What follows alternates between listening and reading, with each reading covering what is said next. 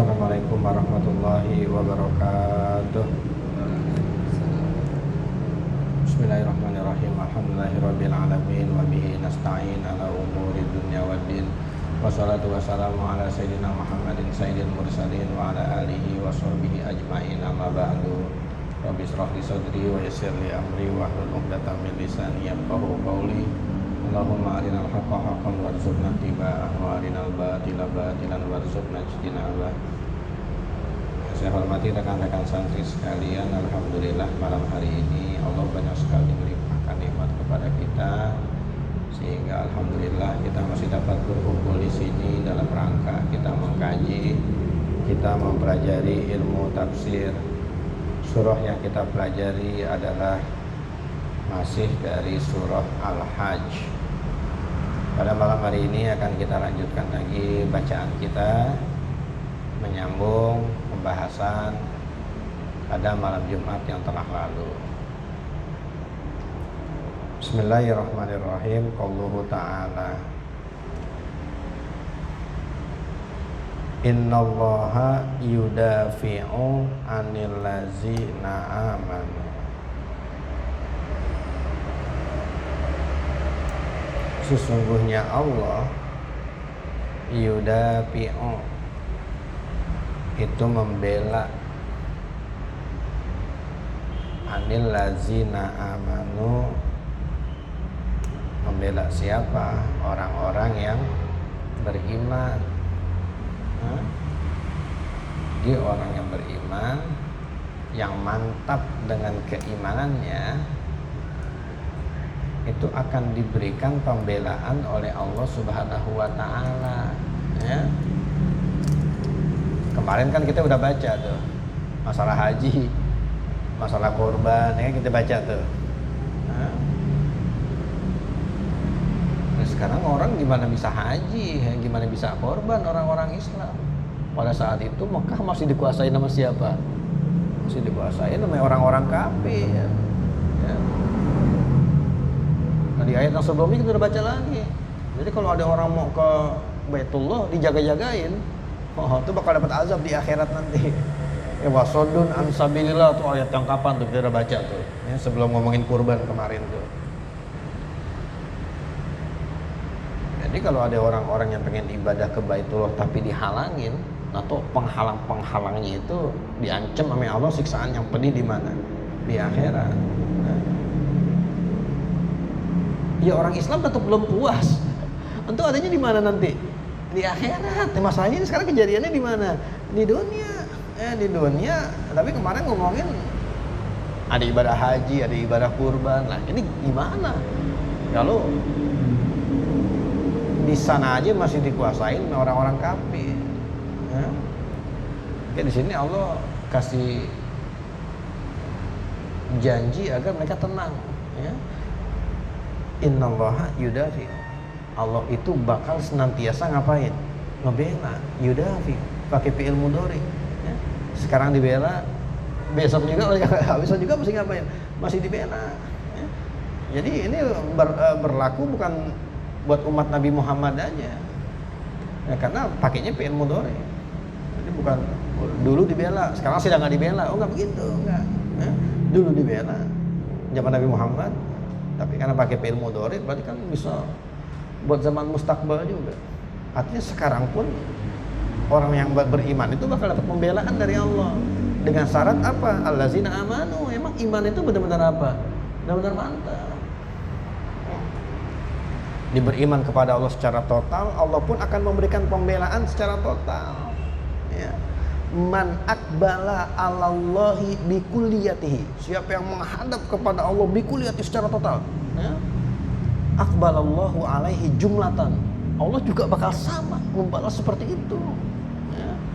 Wa man a'rada anillahi bikulliyatihi, ya, orang yang berpaling dari Allah secara total, berpaling dari Allah, a'radallahu anhu jumlatan, dibalas Allah begitu juga. Ya, Allah juga akan berpaling dari orang itu jumlatan, nggak tanggung-tanggung sekaligus. Paman kana lillahi marratan fallahu lahu marratan. Jadi kalau orang kepada Allahnya cuman marotan cuma tertoat terkagak ya Allah tetap bela juga tapi marotan juga kita dibela terkagak gitu. Itu perkataan ulama salaf tuh. Jadi pembelaan Allah berlaku bukan cuma buat umat Nabi Muhammad, sampai sekarang sampai kita pun sekarang dibela juga dengan catatan allazina amanu. Kita benar-benar beriman yang mantap, insya Allah bakal bela. Bakal bela dari apa? Dari apa aja Allah bakal belain. Maka itu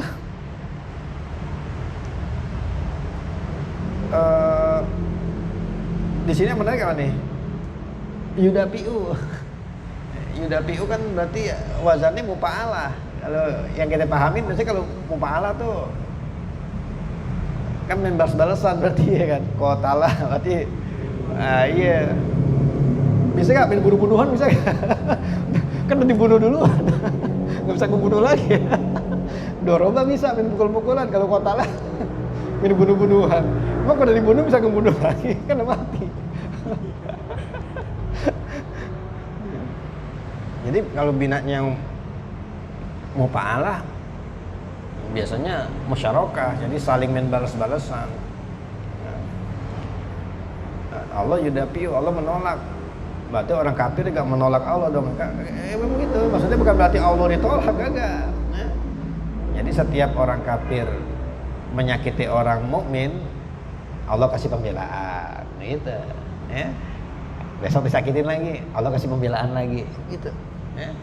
Jadi wazan mufa'alah di situ mengandung makna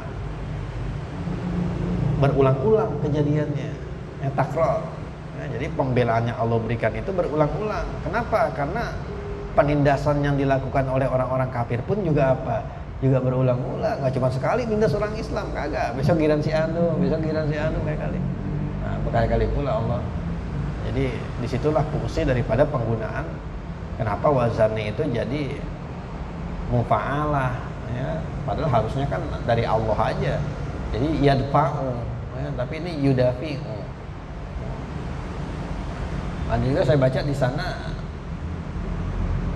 dia tuh memahamin kalau yudafi'u maknanya yadfa'u. Jadi walaupun wazan itu mufa'alah tapi tetap dia tuh fa'lun, ya. Jadi yudafi'u bermakna yadfa'u. Dia ambil bandingan di situ dari kata-kata misalkan aqabtu al-lissa. Aqabtu al-lissa, saya menghukum pencuri. Nah, itu kan aqabtu al-lissa maknanya aqabtu al-lissa, ya? Karena nggak mungkin orang menghukum pencuri terus pencurinya gantian menghukum dia, kan kagak. Pencurinya doang yang diapain, yang dihukum. Orang yang menghukumnya nggak bakal dihukumnya pencuri, nggak bakal dihukum balik, ya? Jadi aqabtu al-lissa, nah itu fa'ala tapi maknanya fi'il sulasi, ya? Afahullah, tuh Allah memaafkannya tapi pakai pakai fa'ala wazannya. Allah nggak perlu dimaafkan, justru Allah yang ngapain? Allah yang mengasih maaf. Jadi ada juga yang memaknai yudafi'u itu maknanya yarfa'u. Sungguhnya Allah membela anil ladzina amanu, daripada orang-orang yang beriman. Innallaha, sesungguhnya Allah la yuhibbu, tidak menyukai kulla khawanin, tiap-tiap khawanin, tiap-tiap orang yang berkhianat. Khawan,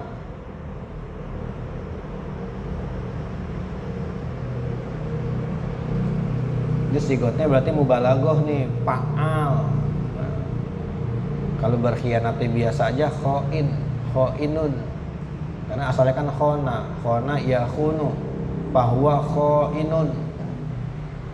Tapi ini karena udah berkhianatnya udah khianat banget, nah dibikinlah wazan mubalaghah, fa'alun, khawan, ya, khawanun. Sama tuh kafur, juga sama, kafur tuh udah sigot mubalaghah tuh, fa'al. Karena kalau dasarnya aja tuh kalau nggak sigot mubalaghah kafir, ya, kafirnya masih biasa aja. Kafirnya masih biasa itu, tapi udah parah banget ya. Itu namanya apa ya? kafur, berarti itu sigat mubalaghah tuh. Berarti Allah tidak menyukai khawan, orang yang udah benar-benar berkhianat, orang yang benar-benar apa? Benar-benar kafir. Khianat itu apa sih? Khianat itu menyalahi janji. Ya, itu khianat tuh. Asal katanya tuh, ya, asal arti daripada khianat itu ya dia tidak menepati janji. Khianat, ya.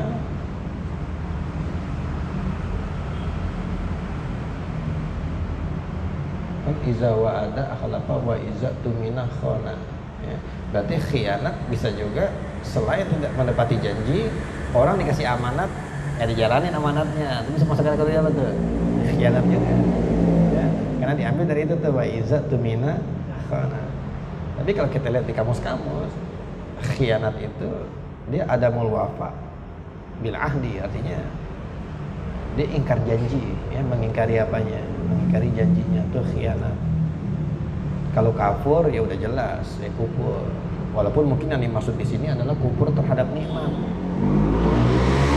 Kufur terhadap nikmat. Jadi Allah tidak menyukai khawan, orang yang benar-benar khianat. Allah juga tidak menyukai orang yang benar-benar apa? Kafur, yang benar-benar kufur. Kalau dia khianatnya biasa aja, Allah suka gak? Ini kan Allah gak sukanya kalau yang khawan, ya kan, kalau yang benar-benar khianat. Tapi kalau dia khain, levelnya cuma khain nih, ya kagak mubalaghah, cuma khianat biasa, Allah suka juga gak? Gak suka juga. Ya. Kafur, Allah gak suka. Tapi kalau kafir, maksudnya kufur nikmatnya masih biasa aja gitu, berarti Allah nggak marah dong. Ya kan, yang Allah nggak suka tuh yang kafur, yang kufur nikmatnya benar-benar udah parah banget. Allah nggak suka juga. Ya. Jadi ada dalam kaidah bahasa Arab tuh nafil mubalaghah fil fi'li la yastazimu nafya aslil fi'li. Tuh, ya, apa itu? Kaidah dalam bahasa Arab tuh. Nafyul mubalaghah fil fi'li. Menafikan mubalaghah pada suatu fi'il, pada suatu pekerjaan, la yastazimu nafya aslil fi'li. Itu tidak melazimkan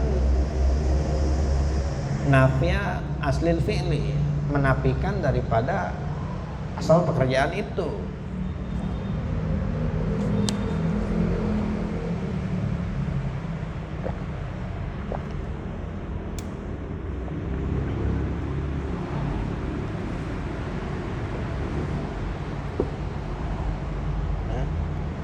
Jadi di sini yang Allah tidak sukai adalah khawan.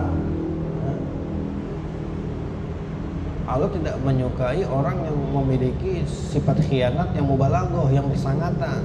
Tetapi itu bukan berarti lantas jadi orang yang khianatnya biasa aja Allah jadi suka, kagak. Karena la yastazimu nafya aslil fi'li. Asal fi'ilnya itu khianat yang biasa aja, berarti Allah apa? Allah nggak suka juga. Ya? Diperkuat dengan ayat yang lain, innallaha la yuhibbul khainin. Innallaha la yuhibbul khainin. Nah, khainin kan bukan sigat mubalaghah. Sama kak kafuro yang Allah nggak suka. Kalau kafir biasa aja berarti Allah nggak begitu marah dong. Innallaha la yuhibbul kafirin. Ada yang sigat biasanya ada juga. Ya. Jadi menafikan mubalaghah pada fi'il itu nggak harus berarti yang asal fi'ilnya jadi nggak ternafi, nggak. Tetap dia ternafi juga. Kalau kita bilang Zaidun laisa biqottalin, Zaidun laisa biqottalin, itu qottalin sikut mubalaghah tuh. Si Zaid bukanlah tukang bunuh. Si Zaid bukan tukang bunuh. Ya. Zaid bukan tukang bunuh nih berarti. Apakah Zaid berarti bukan pembunuh? Dia bukan tukang bunuh, dia pembunuh bukan. Yang dia bukan itu tukangnya, tukang bunuhnya. Artinya kalau dia ngebunuh ya dia ngebunuh juga, cuma sekali dua kali, cuma nggak sampai nukangin, gitu. Ya. Jadi yang kita nafikan tuh kotalin tuh. Tapi bukan berarti kita menafikan dia sebagai kotil, kagak. Zaidun kotil, ya, tapi dia levelnya nggak sampai apa, kotal. Nah itulah maksud tadi kaidah yang saya bacain tuh. Ya. Nafil mubalaghah fil fi'il la yastalzimu asla nafi'a aslil fi'il. Ya.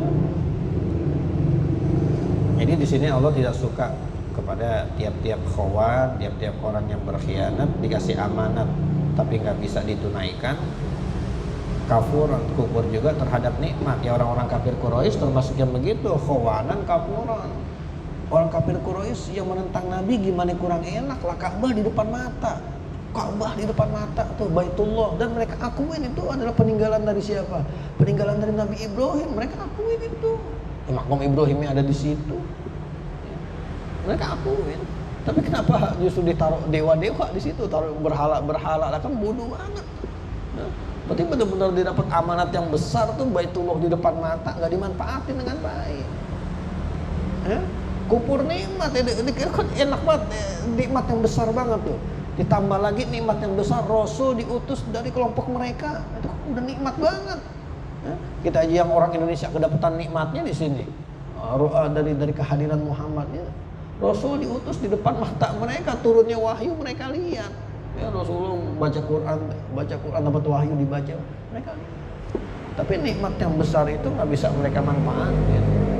Makanya mereka itu benar-benar khawanan, benar-benar kafur. Yukhbiru ta'ala annahu yadfa'u an ibadihil lazi natawakkalu alaihi wa anabu ilaihi syarral asrari wa kaidal fujjari wa yahfazuhum wa yakla'uhum wa yansuruhum, dan Allah akan jaga mereka. Yakla'u, Allah bakal lindungin, Allah bakal tolong. Kama qala ta'ala alaihissallahu bikafin abdahu wa qala wa may yatawakkal 'alallahi fahuwa hasbuh innallaha balighu amrihi qad ja'alallahu likulli syai'in qadra wa qaluhu innallaha la yuhibbu kulla khawanin kafur ay la yuhibbu min ibadihi man ittasafa bihadza wa huwa al khiyanatu bil uhudi, khianat bil uhud, pada perjanjian, berarti kan ada pati janji, wal mawasiki la yapi bimaqala wal kufru al juhdu lin ni'ami. Jadi kufur di sini maksudnya bukan berarti tidak beriman, tapi al juhdu lin ni'am, pada yang taliku biha. Uzina lillazina yuqataluna bi annahum zulimu, diizinkan bagi orang-orang yang diperangi dengan bahwasanya mereka itu dizolimi. Uzina diizinkan lillazina yuqataluna, bagi orang-orang yang diperangi bi annahum zulimu, dengan bahwasanya mereka itu dizolimi. Uzina bi'il madi mabni lil majhul. Uzina diizinkan. Apa yang diizinkan nggak disebutin di situ. Nah, naibul fa'ile nggak ada, kamu lihat dah. Naibul fa'ile nggak ada. Uzina lillazina, naibul fa'ile apa? Al-qital. Naibul fa'ile dibuang. Artinya diizinkan berperang. Tapi al-qitalnya nggak disebut. Kenapa? Karena dalam rangka ringkas, ijaz, balaghah tuh. Kenapa nggak disebut? Karena orang udah bisa paham dari kata-kata allazina yuqataluna, lillazina yuqataluna. Dari kata-kata yuqataluna itu bisa dipahami naibul fa'il dari uzina itu apa, yang diizinkannya itu apa. Jadi orang-orang yang diperangi, yang dizolimin, itu diizinkan sekarang untuk membela dirinya.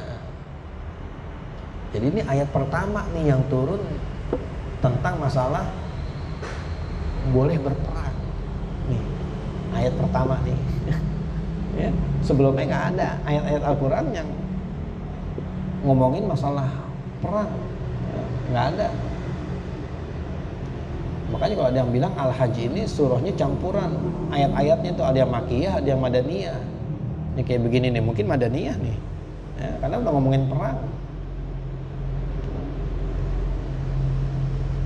Jadi sebetulnya ketika umat Islam ditindas, dizolimin sama orang-orang kafir Mekah, itu sahabat-sahabat Nabi udah pada nggak sabaran tuh. Ya Rasulullah, ini kita lawan aja nih, kita nggak bisa ditindas mulu.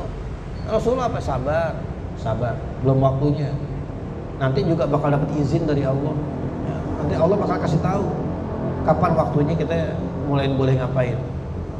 Ya, jadi benar-benar nungguin perintah dulu Rasulullah. Rasulullah hijrah tuh nunggu perintah dulu.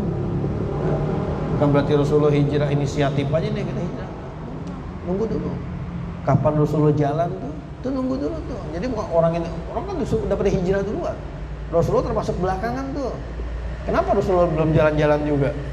Karena Allah belum suruh. Pas Allah udah kasih perintah, langsung hubungin Abu Bakar, temenin saya. Minta kepada Abu Bakar, minta diapain? Minta ditemenin. Ya Rasulullah. Senang banget Abu Bakar. Dia bakal nyertain Rasulullah dalam suatu perjalanan yang bersejarah banget, yang benar-benar taruhannya tuh nyawa. Saking girangnya tuh Abu Bakar sampai dia nangis. Dia nangis bukan karena dia sedih, dia nangis tuh karena apa? Karena saking bahagianya karena alternatifnya masih ada Ali belum berangkat juga tuh. Jadi orang yang dekat Nabi masih ada Ali, masih ada Abu Bakar. Jadi bisa aja sebetulnya ditunjuk Nabi siapa? Ali bisa aja, tapi enggak. Yang ditunjuk sama Rasulullah tuh Abu Bakar. Saking girangnya nangis dia tuh. Kata Aisyah, saya belum pernah ngelihat orang bahagia nangis, kecuali pada hari itu saya baru lihat tuh. Bagaimana saya lihat bapak saya nangis saking girangnya, diajak Rasulullah nemenin perjalanan dia untuk apa? Untuk hijrah ke Madinah. Ya. Jadi umat Islam belum diizinin buat angkat senjata, belum diizinin. Nah ini ayat ini baru ngomongin apa? Uzina, baru diizinin. Udah wajib belum? Orang baru bilang diizinin. Yang bilang wajibin nanti ayat yang lain, qatilu, perangilah. Itu baru tuh perintah tuh. Kalau ini baru diizinin doang. Ya, baru dikasih izin. Jadi istilahnya kalau Allah itu kalau ngasih syariat, kalau buat yang berat-berat itu berangsur-angsur. Jadi nggak langsung main jebret, enggak. Ya, kayak bisa contohnya apa tuh? Keharaman minuman keras. Ada kan tuh at-tadrij fit tasyri'.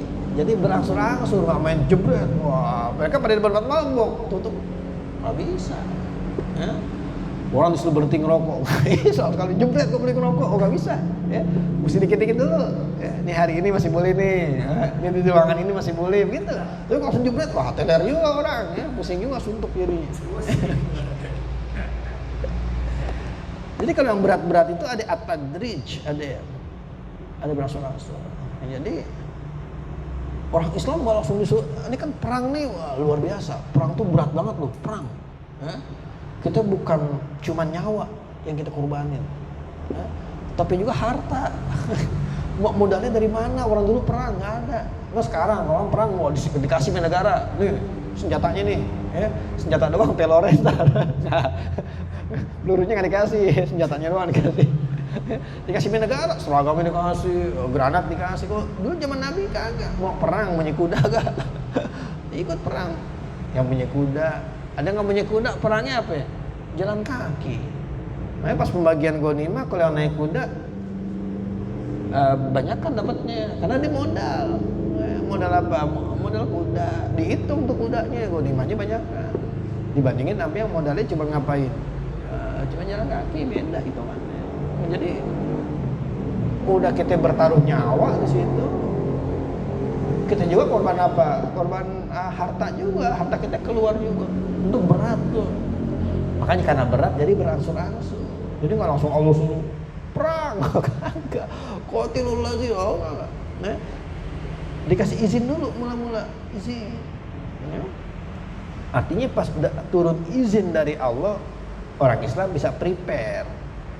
Berarti bentar lagi kita bakal disuruh perang nih. Padahal kita siap-siap, latihan di situ. Latihan pedang, ya kan? Oh, mulai cari pedang, siap mental lo mau perang. Emang perang tuh perang ujung-ujungnya lo kagak bisa. Petani tuh suruh perang nggak bisa. Tapi kalau dilatihan dulu, wah bisa jago tuh petani. Coba ya latihan dulu. Oh siap-siap nih, berarti prepare. Ini izinnya udah keluar. Bisa jadi sebentar lagi bakal ada perintah. Mentalnya siapin dulu. Jadi kalau ada saya nih, kalau sekolah kan ada izin operasional, ada izin pendirian. Tadi mungkin baru izin pendirian nih. Sekolah perlu dapat izin pendirian, belum boleh operasi loh, belum boleh. Ya, dia sekolah tuh baru boleh operasi kalau udah keluar izin operasional, baru boleh dioperasi. Ya, izin pendirian berarti kita izin, dikasih izin bikin bangunan nih, buat bikin sekolahan di sini. Ya. Tapi kalau keluar izin bangunan selesai itu, ya kadang-kadang malah bangunannya dulu udah jadi baru ngurusin izinnya. Gitu. Arti kalau izin bangunan udah keluar tuh, ini siap-siap. Karena dikit lagi sekolah itu bakal beroperasi. Kalau udah keluar izin operasional, berarti udah siap-siap dah tuh nyiapin guru-gurunya, ya kan, nyiapin perangkat-perangkatnya, papan tulis atau apa, siapin dah tuh. Karena sebentar lagi izin operasionalnya bakalan apa? Bakalan turun. Jadi pas ada izin operasional udah gak kaget lagi, itu udah siap. Gitu. Jadi pertama memang dikasih izin dulu buat berperang, ya, kasih izin. Itu bukan berarti orang langsung suruh perang, kagak tuh prepare, tapi izinnya udah keluar nih. Nanti pas qatilul lazina, itu baru kita disuruh ngapain. Jadi ada berangsur-angsur. Ya. Kenapa disuruh membela diri? Bi'annahum zulimu, karena dizolimin. Jadi perang dalam Islam itu karena dalam rangka karena dizolimin, begitu loh. Ya, dalam rangka membela diri dibolehkan. Jadi jangan orang berperang nih, orang Islam justru dia ngezolimin, jangan sampai itu. Ya. Tapi orang Islam berperang dalam rangka membela diri karena dia dizolimin, atau dia membantu pihak yang dizolimin. Nah, bisa juga tuh, ya bantu pihak yang dizolimin, agar tidak ada lagi yang namanya apa? Kezoliman, begitu. Ya. Tapi kalau orang Islam menyerang negara lain aja, nggak ada dasar, nggak ada apa, nggak bisa. Itu nggak diperbolehkan. Ya. Waktu Islam lagi jaya-jayanya nggak menyerang-nyerang begitu aja, nggak ada. Emang Islam masuk Eropa tuh begitu main nyerang-nyerang aja tuh. Nah, Spanyol diserang, kagak. Tuh ada asbabnya tuh kalau ente belajar SKI. SKI ada sebabnya tuh kenapa bisa begitu. Jadi Islam tuh nggak tahu ujung-ujung main nyerang-nyerang aja, kagak. Pasti ada sebabnya. Ya. Apalagi kalau motivasinya adalah harta. Wah, itu jangan sampai tuh. Ya, jangan sampai Islam tuh perang tuh cuma kadang-kadang motifnya tuh pengen nyari harta, ya. Jadi di sini diizinkan berperang, alasannya apa? Bi'annahum zulimu, karena mereka itu dizolimi. Jadi untuk membela diri dibolehkanlah berperang. Wa innallaha ala nasrihim laqadir, dan sesungguhnya Allah di atas menolong mereka laqadir, sungguh maha apa? Sungguh maha kuasa, sungguh maha sanggup. Ya. Allah pasti sanggup untuk menolong orang-orang yang beriman. Pasti itu, pasti. Ya. Sampai diperkuat, ada berapa penguat di sini? Inna, laqadir, la, taukid lagi tuh laqadir. Ya. Udah dua tuh penguat itu. Ala nasrihim, ditarik ke depan. Wa innallaha laqadirun ala nasrihim masalahnya, tapi ala nasrihim ini tarik, mendahului kata-kata qadirun.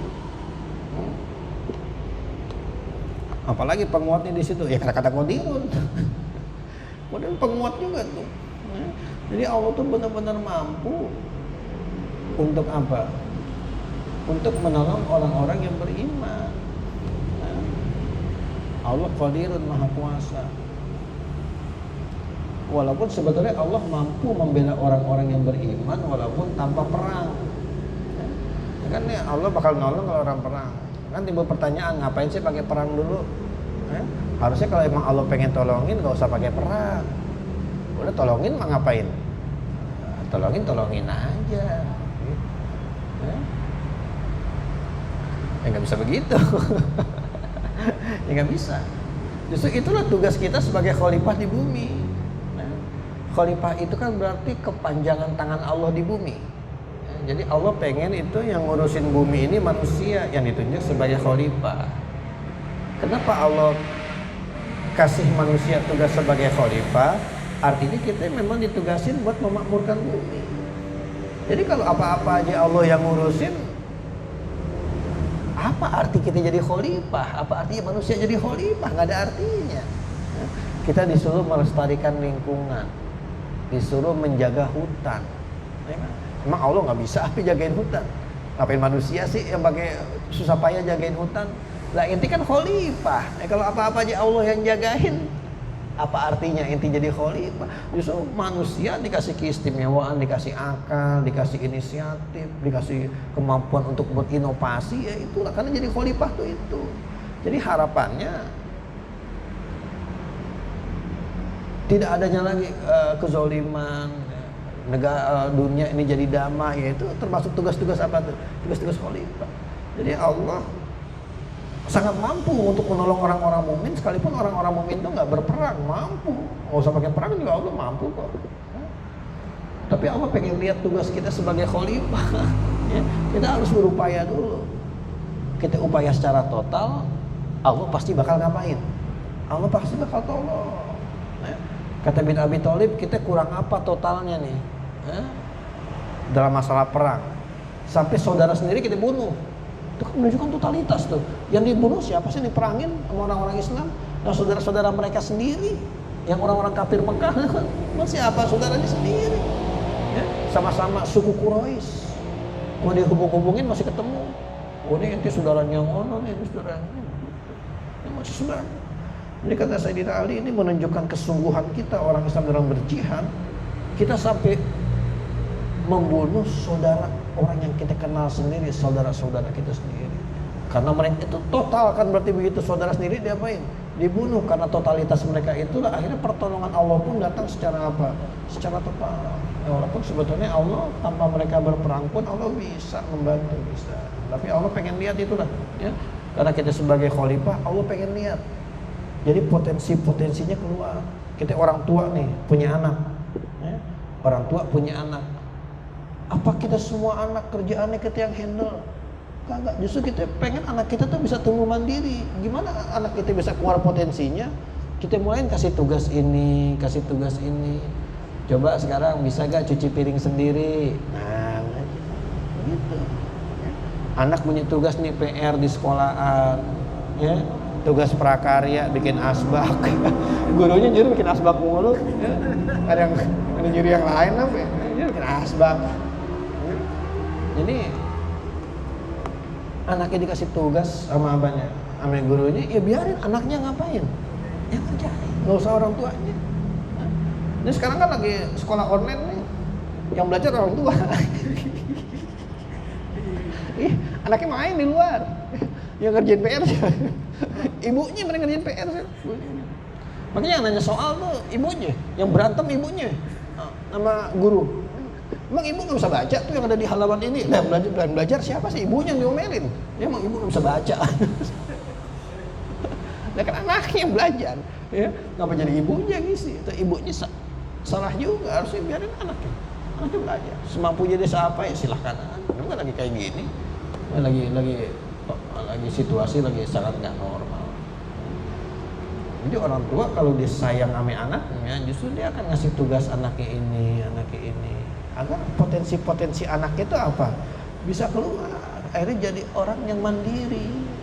Anak kalau dari masih kecilnya apa-apanya udah dihandle sama orang tua, akhirnya pas udah gede dia bakal jadi manja tuh. Manja. Nah, karena dari kecilnya dia udah biasa orang tua yang handle apa-apa.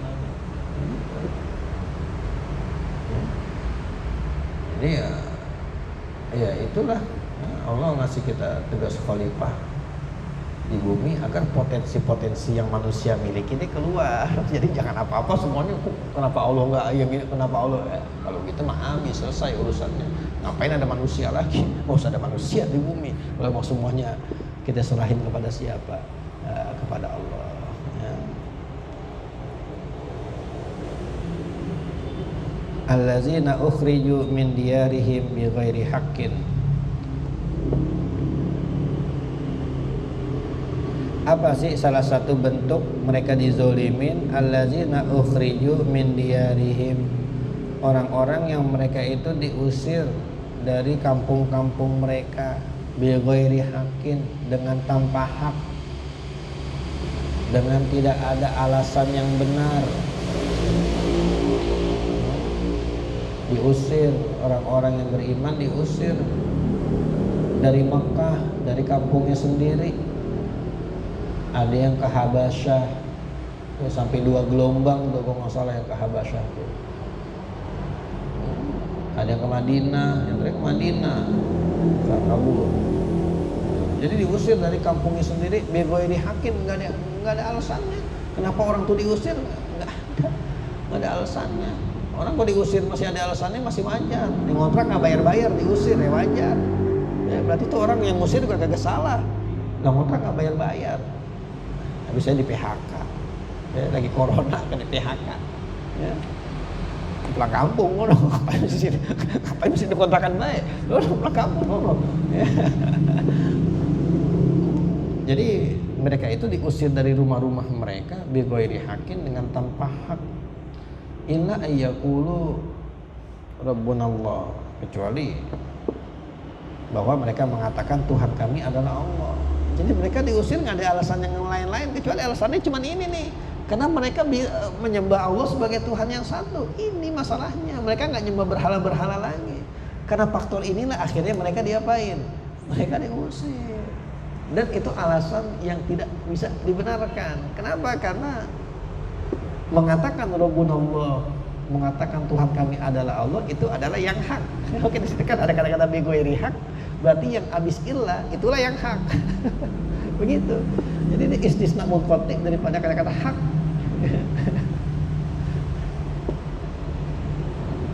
Jadi orang diusir karena apa gitu, alasannya karena bikin rusuh, karena bikin apa diusir, itu masih wajar. Nah, ini mereka diusir dari kampung sendiri hanya karena mereka itu mengatakan Tuhan kami adalah Allah.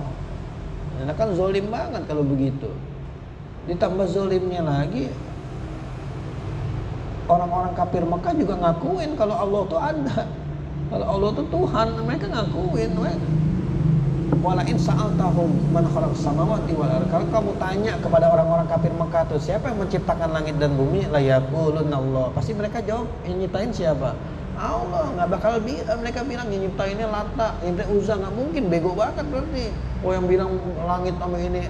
Nah, jadi mereka masih punya akal juga. Kalau ditanya siapa menciptain langit dan bumi, mereka pasti akan jawab yang nyiptain siapa? Allah yang nyiptain. Nah, makanya mereka juga masih ngakuin Allah. Kenapa di sini orang yang ngomong Rabbunallah? Jadi akhirnya mereka usir. Ya. Kalau mereka usir secara baik-baik masih mending. Ini diusirnya kan. Sekarang orang Islam dari Mekah ke Madinah, apa yang mereka bawa? Nggak ada. Rumah semua ditinggal, kambing, onta, semua diapain? Ditinggal. Ya. Jadi harta-hartanya ditinggal. Nah, pas sampai di Madinah nggak punya apa-apaan. Kalau rumahnya ditinggal dijual masih enak. Itu pindah rumah, tapi rumahnya dijual dulu, masih ada duit buat ngapain? Buat beli rumah lagi, nanti kagak. Ya, rumahnya tinggal aja udah. Terus semuanya ditinggal kosong, jadi enak, jadi nggak ada nempatin gitu. Kagak diambil sama siapa? Orang Mekah diambil sama orang kafir. Kambingnya ditinggal. Oh dijagain nanti kesian nih orangnya udah pergi. Kagak diambil, diakuin. Ambil hartanya semua ditinggal, diapain? Oh diambil semua. Ya. Jadi benar-benar hijrah itu ya apa yang dibawa tuh bekal-bekal buat lagi jalan hijrah doang. Nggak bawa banda, nggak bawa, karena berat-beratin doang. Udah berat-beratin, jadi ketahuan kalau dia lagi ngapain nih. Kalau mau hijrah, kalau ketahuan hijrah bisa dicegat loh. Mau orang kafir, ya bisa disuruh balik lagi kemana? Ke Mekah. Karena orang kafir tuh takut kalau orang Islam tuh sukses, pada sukses hijrahnya sukses, pada takut. Karena kalau udah sampai ke Madinah mereka aman di sono, aman. Nah, orang Mekah nggak bisa gangguin lagi ke sono. Nah kalau bisa sedini mungkin dicegah, jangan sampai mereka tuh hijrah. Ya. Kecuali Umar hijrah terang-terangan, nggak ada yang berani soalnya. Nggak ada yang berani. Umar hijrah aja, nggak ada yang berani. Tapi kalau yang lain ya agak sembunyi-sembunyi. Karena kalau ketahuan disuruh balik lagi. Ya. Nah sekarang dalam rangka sembunyi-sembunyinya gimana? Barang-barang jangan dibawa. Kalau barang-barang dibawa ada kelihatan, lo bak kasur, mau kemana orang? Nah ketahuan nih, mau pindah rumah nih, ketahuan, tinggal semua. Ya.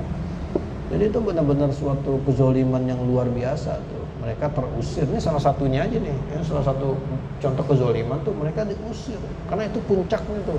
Sebelum diusir ya udah dihajar-hajarin mulu, udah disiksa mulu.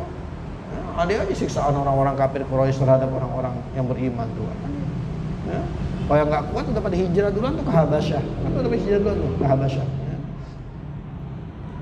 Walaula daf'ullahi annasa ba'dahum bi ba'din.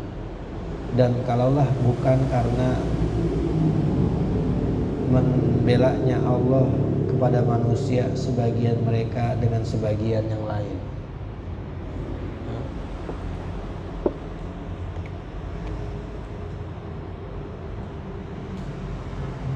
Jadi ini salah satu nikmat Allah juga nih, Allah membela sebagian yang satu daripada sebagian yang lain. Artinya begini, ini di dunia nih nggak ada satu bangsa nih yang bisa menguasain semua dunia, nggak ada.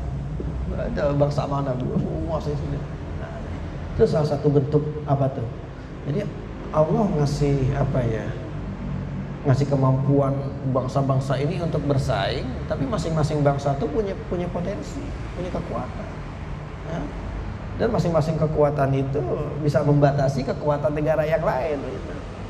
Ya.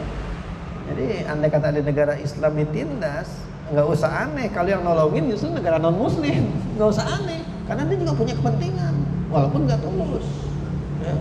Walaupun nggak tulus dia juga punya kepentingan terhadap negara-negara apa, negara-negara Muslim, ya karena setiap negara akan punya manfaat yang bisa diambil oleh negara-negara yang lain. Syria pengen nyingkirin presidennya tuh Bashir, apa ya? Amerika makroninya semudah itu kan kagak, ternyata dibelain mati-matian sama Rusia, dibelain. Susah akhirnya sampai sekarang masih ada aja tuh Bashir udah perang berapa tahun tuh Syria udah hancur-hancuran. Susah. Ya. Jadi kalau Iran misalkan diserang tuh nggak bakal semudah itu kali. Lagi Iran negara kaya minyak nomor berapa? Nomor 2 itu masalahnya. Iran banyak negara kaya. Pasti udah bakal banyak yang belain. Jadi inilah itu walau ladaqullah nasabana. Jadi memang Allah kasih pembelaan manusia sebagian dari sebagian yang lain. Tujuannya itu agar nggak ada satu negara tuh terlalu nguasain banget seluruh dunia, nggak bisa. Pasti akan ada yang apa? Yang ngebendung. Dan emang itu persaingan tuh, itu sunnatullah tuh. Ya. Kita hidup pasti ada yang namanya apa? Persaingan. Kalau udah nggak ada persaingan, cari persaingan. Jadi kita tuh jangan nyaman nggak ada saingan, jangan nyaman. Justru ente nggak bisa maju. Persaingan tuh membuat kita apa? Membuat kita maju, dan itu Allah kasih. Itu udah sunnatullah. Jadi setiap orang tuh akan saling bersaing. Kita main bulu tangkis nih, main teman-teman nih. Kita udah paling jago, udah nggak ada bisa ngalahin dah. Ya udah hampir setahun main nih, udah nggak kalah-kalah, udah nggak bisa ngalahin orang atau segini nih. Ya ente pindah mainnya, cari lagi lawan, berarti ini udah nggak ada saingan ente di sini. Kalau ente mau tetap bertahan sama orang-orang yang ini aja, kemampuan ente nggak bertambah-tambah segitu-gitu aja.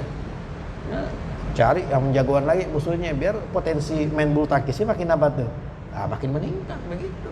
Jadi ente kalau nggak ada saingan bukan berarti jadi makin enak. Ya, harusnya ente tertantang, nyari lagi persaingan di mana? Di tempat yang lain. Begitu. Atlet aja kalau udah dengan saingannya udah males tuh atlet tuh. Kadang-kadang ada atlet mendominasi banget gitu ya, males juga. Kadang-kadang dia pengen pindah cabang juga. Pindah cabang. Valentino Rossi dulu sempat pindah cabang tuh. Ya udah bosen nih naik motor juara mulu. Ya, pengen pindah ke Formula 1 tuh, walaupun nggak jadi. Sekarang malah payah banget. Tua. Susah umur mah. Ya banyak, yang lain-lain juga begitu. Jadi kalau udah nggak ada persaingan tuh orang males gitu. Motivasinya itu udah apa? Udah berkurang. Orang pernah ngerasain juara apa di main bola nih, juara champion nih. Tahun besoknya dia mungkin udah ada males, targetnya udah bukan itu lagi. Dia akan cari piala yang belum dapat, tantangannya di situ. Jadi ente kok nggak disaingan, jangan tenang-tenang aja, cari persaingan biar potensi kita makin apa? Makin berkurang. Ya? Jadi salah satu nikmat Allah, daqullahi nasa ba'dahum bi ba'din lahuddimat sawami'u. Pasti akan dihancurkan sawami'u. Sawami'u jamak daripada sauma'ah. Ya. jamak daripada sauma'ah, mufradnya sauma'ah.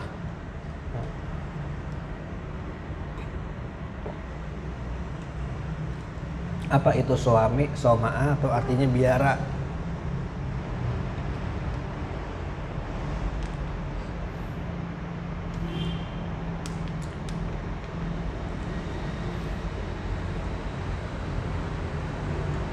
Wa bi'aun, bi'aun jamak daripada bi'ah, artinya gereja.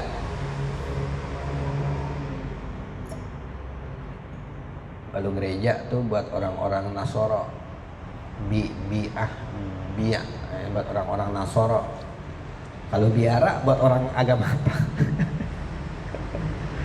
Suami itu buat orang agama apa tuh suami? Sama Nasoro juga. Jadi biara itu buat orang Nasoro juga, buat orang Nasrani juga. Bi'ah gereja buat orang Nasrani juga. Nah, bedanya apa? Antara biara sama gereja.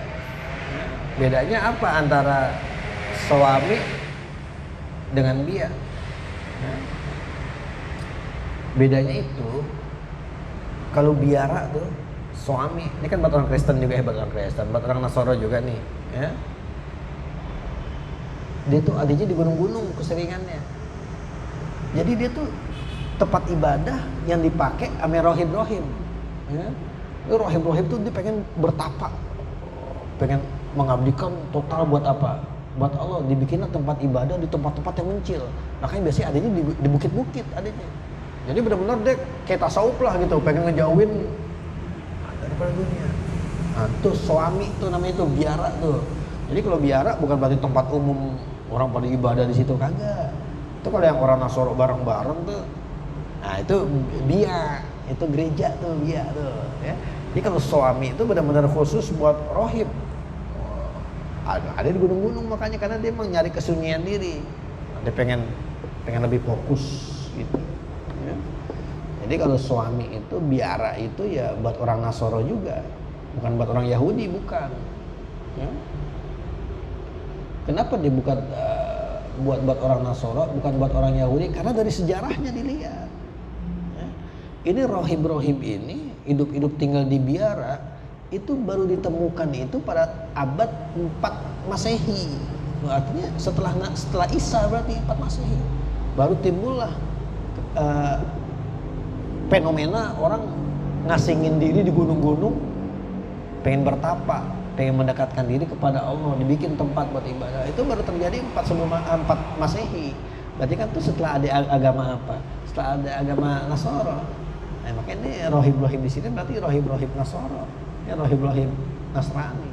Ya, bukan Yahudi. Kalau Yahudi udah kunoan lagi, udah duluan lagi. Kalau sih biara ada dari dulu adanya. Tapi enggak, itu baru terjadi itu baru tahun 4 Masehi. Dan itu mulai banyak awal-awalnya di Mesir. Di Mesir tuh awal-awal ada rohib-rohib begitu awal-awal itu. Tapi akhirnya menyebar sampai akhirnya banyak di Arab sendiri, banyak tuh di gunung-gunungnya orang bikin biara. Ya. Wa sholawatun, sholawatun, sholat. Nah. Ini tempat ibadah orang Yahudi, sinagog. Kalau bahasa Indonesianya sinagog. Jadi tempat ibadah orang-orang Yahudi. Sholawat jamak daripada sholat.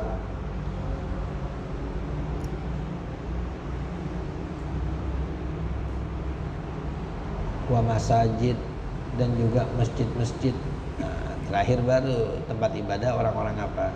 Orang-orang Islam.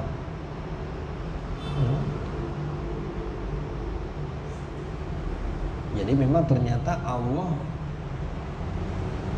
ngasih perintah berperang, bukan orang Islam doang yang disuruh perang.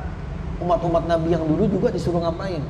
Disuruh perang kalau agamanya ditindas, baik orang Nasoro maupun orang Yahudi. Nabi Daud dia perang. Nabi Sulaiman ngapain? Perang. Karena kalau mereka pada nggak ngelindungin agama-agama Allah, agama-agama samawi, baik Yahudi, Nasoro, Islam, ini gereja-gereja nggak boleh dihancurin. Sama orang-orang musyrik dihancurin. Nebukadnezar, Haikal Sulaiman dihancurin. Jadi sebetulnya orang-orang anti Tuhan itu bukan cuma musuh Islam, bukan. Harusnya musuh agama-agama samawi. Ya, karena mereka pasti akan sama ngancur-ngancurin juga. Ini kan kesannya kalau komunis musuh orang Islam, padahal kagak begitu. Harusnya tuh musuh bersama. Tuh buktinya waktu Rusia berubah jadi Soviet, ya, artinya Rusia berubah jadi negara komunis. Itu yang ditutup bukan cuma masjid, gereja-gereja, tempat-tempat ibadah orang Yahudi ditutup, ya, dialihfungsikan, ada yang dirobohkan, semua dikena. Karena mereka anti Tuhan, ya, kagak ateis lah, tidak percaya itu gitu. Jadi sebetulnya ateis itu bukan cuma musuh orang Islam doang. Nah, karena kalau mereka sampai berkuasa, agama-agama samawi yang lain bakal dihajar sama dia, bakal dihantam. Coba lihat, nanti kalau ada teman ateis lah coba, bukan orang Islam doang yang didebat, orang agama lain nggak, orang Kristen, orang didebat juga sama dia, dihajar juga sama dia. Ya. Jadi kalau Allah nggak mewajibin jihad dan umat-umat yang terdahulu, ini tempat-tempat ibadah ini udah bakal diapain? Bakal dihancurin, ya, bakal dihancurin. Padahal ini tempat-tempat ibadah apa? Yuzkaru fiha smullahi katsira. Di tempat-tempat ibadah inilah nama Allah banyak diapain? Banyak disebut. Jadi tujuan tempat-tempat ibadah ini adalah agar nama Allah diapain? Disebut. Berarti walaupun ini biar nggak dihancurin, masjid nggak dihancurin, tapi diubah fungsinya. Sama tuh seperti apa? Seperti ngancurin. Karena berarti orang nggak bisa. Kayak ada tuh masjid yang di Moskow tuh yang cakep banget tuh. Di Moskow di mana tuh yang di Soviet tuh yang kubahnya merah tuh. Ya asli masjid tuh. Ya, dirubah fungsi. Tahu sekarang jadi apa? Jadi museum, jadi apa? Itu sama tuh, termasuk merobohkan juga tuh, karena akhirnya fungsinya sebagai agar nama Allah disebut udah nggak ada lagi, gitu. Ya. Jadi tempat-tempat ibadah itu simbol, itu penting tuh simbol, karena simbol kalau agama itu ada di situ. Ya. Kita kalau pergi ke suatu tempat terus ada masjid, kita bisa ambil kesimpulan bahwa di situ ada apa? Ada orang Islam. Bukan orang Islam, bisa nggak ada masjid. Ya. Jadi simbol eksisnya suatu agama di tempat itu, dan juga merupakan simbol kalau orang yang beragama itu kesadarannya tinggi, taatnya tinggi, makanya mereka bikin apa? Bikin tempat ibadah. Jadi nanti kalau ke Tokyo nih, terus ngeliat ada masjid, nah itu udah bisa kita pastikan berarti ada apa? Ada orang Islam di situ, dan orang Islam yang ada di situ ketaatannya tinggi. Kenapa? Karena sampai kepikiran bikin apaan? Bikin masjid. Ya. Ini artinya kita berarti dilarang ngacur-ngacurin gereja, nggak boleh. Ya, nggak boleh ngacur gereja, ngancurin biar nggak boleh. Apalagi kalau yang mereka ini benar-benar masih ahlul kitab. Orang Islam kan nggak begitu. Ya. Saladin dia ngerebut Yerusalem, dia acur-acurin gereja kan. Umar bin Khattab, Sultan Mehmed II naklukin apa Konstantinopel, justru salib jatuh didiriin, salib jatuh didiriin Sultan Mehmed. Jadi emang disuruh jaga, jadi jangan kita hancurin. Apalagi rumah ibadah masih kita sendiri. Orang Islam hancurin masjid lagi. Masih rumah ibadah dia juga gitu. Tapi kalau ngancurin dalam rangka renovasi nggak apa-apa. Nah, ini masjid mau direnovasi ini, ngancurin dulu. Wah, itu ngancurin masjid ini. Atau biar masjid itu direnovasi. Ada juga tuh. Ada orang, ini orang saya kenal dia cerita. Jadi di kampungnya tuh masjid berjelek banget. Akhirnya sepakat dah nih, bikin panitia pembangunan, ngumpulin duit, nggak ngumpul duitnya. Ya. Panitianya ngumpul mulu. Duitnya gak ngumpul-ngumpul. Lama tuh, hampir setahun 2 tahun lewat. Akhirnya masjid gak direnov-renov. Padahal masjidnya udah jelek, udah gak layak gitu. Akhirnya ada usul tuh, dia terobosan ini. Gimana biar sama dia ngumpulin? Hancurin aja masjidnya. Itu pada mikir mau sholat di mana? Dihancurin mah. Pas dihancurin kan sholat jadi kagak enak. Karena berarti di emperan nggak dibangun-bangun lagi. Nah kapan dibangunnya? Nggak ada duitnya. Baru masyarakat ada yang nyumbang ini, biar jadi lagi tuh apa? Ya masjidnya biar jadi direnov gitu. Nanti masjidnya jelek banget kan? Atau kalau gitu berarti tapi kalau orang semata-mata ngancurin atau merubah fungsi, ya, merubah fungsi itu sama aja tuh sama yang ngancurin, karena tujuannya agar nama Allah disebut tuh jadi nggak ada lagi di situ. Jadi kalau lihat dari sini sebetulnya agama Islam tuh melarang kalau ngancurin rumah-rumah ibadah agama lain yang samawi.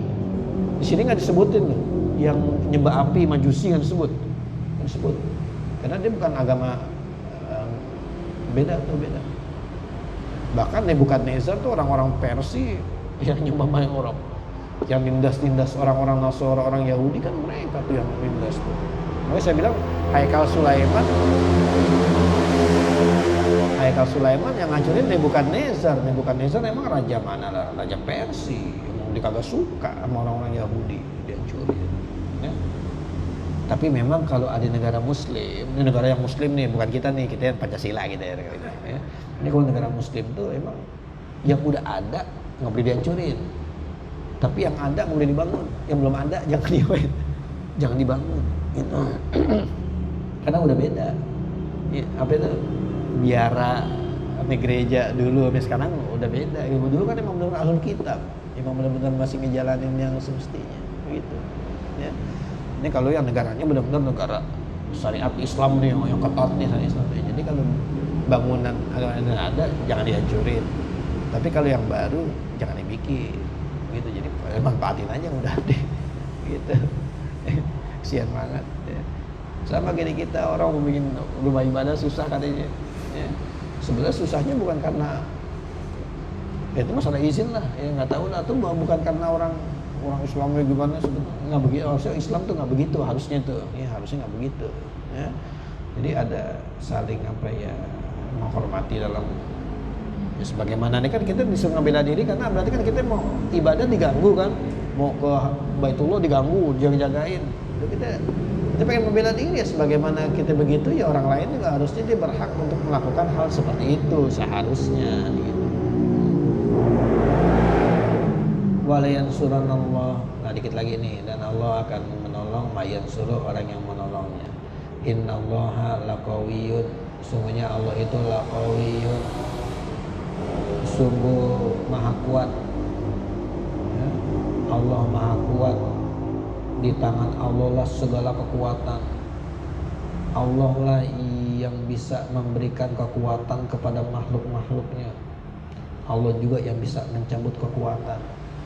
Allah bisa kapan dia kasih, kapan dia lemahkan, bisa. Jadi orang itu nggak ada kuat mulu, enggak. Nanti kadang-kadang Allah kasih kekuatan buat ini, besok Allah kasih kekuatan buat ini, begitu. Jadi nggak sama kekuatan yang Allah berikan itu, nggak sama. Bisa jadi negara yang dulunya kuat sekarang lemah. Tapi suatu saat dia bisa kuat lagi misalnya. Cina dulu kuat, tapi Cina pernah lemah, dijajah sama Jepang. Jepang kan padahal kalau dibanding Cina ya rakyatnya banyak dijajah Jepang. Tapi sekarang Cina udah ngapain? Udah kuat lah. Turki dulu ditakutin banget tuh. Turki Utsmani Ottoman tuh penguasa tuh. Turki Ottoman. Sekarang ya ditakutin juga, cuman ya biasa aja. Enggak jadi negara superpower kayak model dulu tuh Turki Ottoman tuh. Ya. Jadi kalau kita pikirnya Amerika berkuasa banget nih, pasti ada waktunya. Karena orang nggak bisa terus lama-lamanya kuat. Nah, kita aja hidup nih nggak bisa, kita kecil, lemah. Jadi makin kuat, udah tua, lemah lagi. Jadi ada waktu nih kita kuat, ada waktunya kapan kita apa. Kita masih muda bisa lemah juga. Kalau lagi sakit, Allah kasih sakit. Tadinya kuat, jadi apa? Lemah. Enggak sakit, sehat, bisa lemah juga. Lagi patah hati kali. Lemah. Ternyata kayak gak ada kekuatan. Lagi patah hati. Di kamar di pojokan aja. Kayak orang dengan kekuatan, kayak nggak semangat. Ya. Dengerin lagu Andika Kangen Band. Nggak sakit bisa, jadi begitu. Ya, Allah bisa kasih kekuatan, siapa yang Allah? Qawiyun, Allah maha kuat. Ya. Ini kata-kata qawiyun di Quran tuh muncul 11 kali. Ya, 11 kali. 9 kali buat Allah. Yang duanya bukan. Yang duanya satu buat Nabi Musa. Nabi Musa habis nolongin perempuan tuh 2. Dan anaknya ngadu tuh. Al-Qawiyul Amin, kalau ada kata-katanya tuh. Ya. Satu lagi buat jinnya Nabi Sulaiman, dijulukin Qawi, kuat. Nah selebihnya 9 itu buat Allah. Kata-kata Al-Qawi 9. Jadi 9 kali kata-kata Al-Qawi dalam Al-Quran itu semuanya menyifati untuk Allah. 7 dari yang 9 itu kata-kata Al-Qawi iringannya Aziz. Qawiyun Aziz iringannya itu. Ini kan 9 kali buat Allah, 7 kali yang ngiringinnya Aziz, 2 kali Syadidul Iqab, Qawiyun Syadidul Iqab, 2 kali ya. Tapi yang banyakkan 7 kali itu Qawiyun Aziz ya.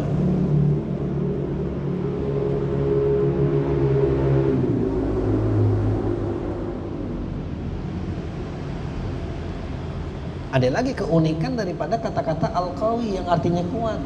Dia itu munculnya seringkali habis ngebahas masalah orang-orang zolim. Kan dia ngomongin orang-orang zolim nih, ya kan orang kafir zolimin nih. Muncul kata-kata Al-Qawi. Ya.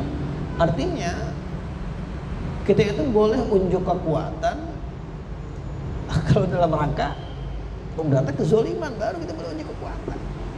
Ya. Artinya kalau damai-damai aja ngapain sok-sokan pamer-pamer kekuatan, buat apaan unjuk kekuatan? Apalah unjuk kekuatannya nggak pantas, apalagi sampai menggunakan kekuatan itu. Nah, kalau bukan buat dalam rangka memberantas kezoliman, karena kata-kata qawi ini munculnya konteksnya itu dalam rangka selalu dalam pembahasannya kezoliman. Nah, terakhir Aziz, ya, maha kuat, ya, gagah, ya, perkasa, Aziz. Ya. Ambilannya dari apa? Dari azza.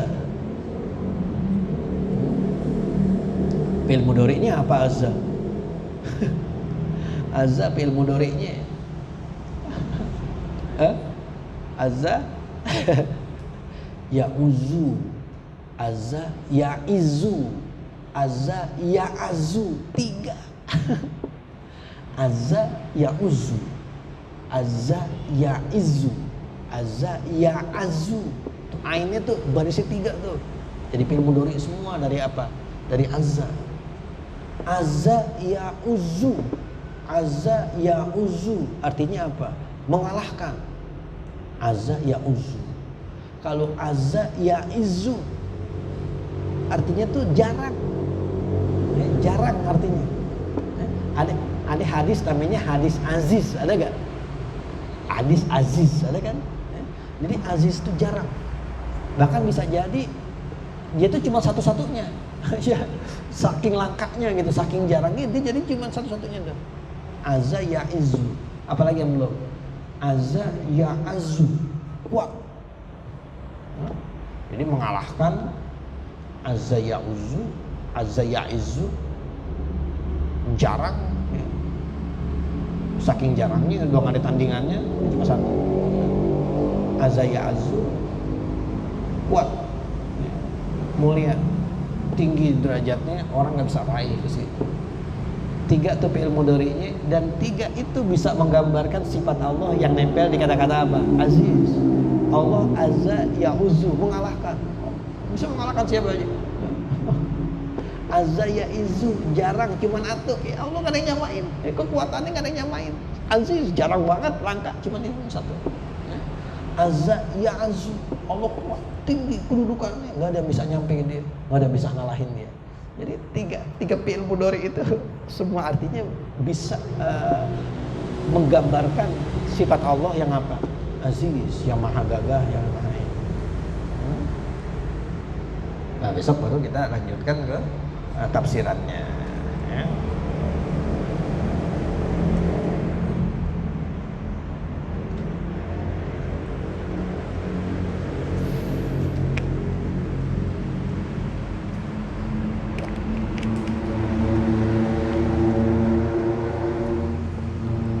Assalamualaikum warahmatullahi wabarakatuh.